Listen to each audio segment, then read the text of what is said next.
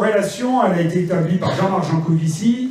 Il avait montré il y a déjà un moment que depuis 1960, chaque année, la quantité d'énergie qu'on utilise dans le monde est directement et parfaitement proportionnelle au PIB mondial, un GDP, Gross Domestic Product, le PIB en anglais. Donc, chaque fois que le PIB augmente, eh bien, la quantité d'énergie nécessaire augmente. Or, l'énergie, je vous ai dit tout à l'heure, à 80%, c'est l'énergie fossile, donc c'est l'énergie productrice de déchets, les microparticules fines et le CO2, hein, le dioxyde de carbone.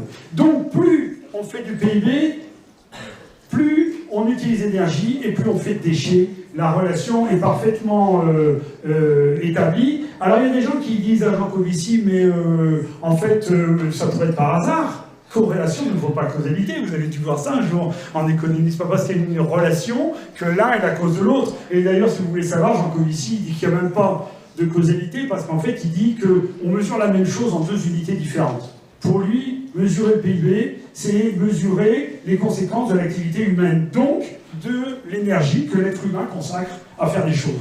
Donc comme c'est la même chose qu'on mesure, forcément la relation est parfaite. N'empêche que on a la preuve que ça, c'est pas une relation qui se fait par hasard, et en particulier si vous regardez la corrélation entre l'énergie utilisée par un pays comme la Grèce et le PIB de la Grèce. La Grèce est un pays qui a l'intérêt, pour nous, d'avoir connu des périodes de baisse de son PIB.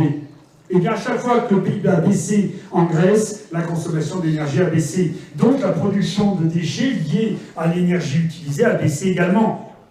Quand le PIB augmente, les déchets produits augmentent. Quand le PIB baisse, les déchets produits baissent. Pourquoi? Parce que l'énergie mobilisée baisse quand on produit moins. L'énergie mobilisée augmente quand on produit plus.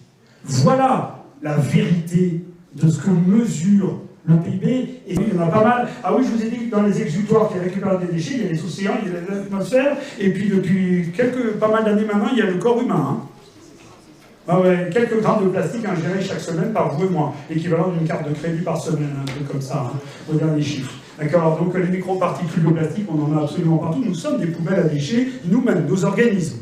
D'accord? Donc c'est pas rien, on parle de détraquer le climat, de tuer les océans et de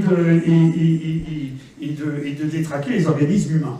Voilà, des déchets dissipés et des déchets surtout éternels, parce qu'il y a un truc qui est très important, c'est de savoir que ces déchets-là que produit le PIB par son activité, eh bien c'est des déchets qui, à l'échelle de l'humanité, ne seront jamais ni recyclés ni récupérés.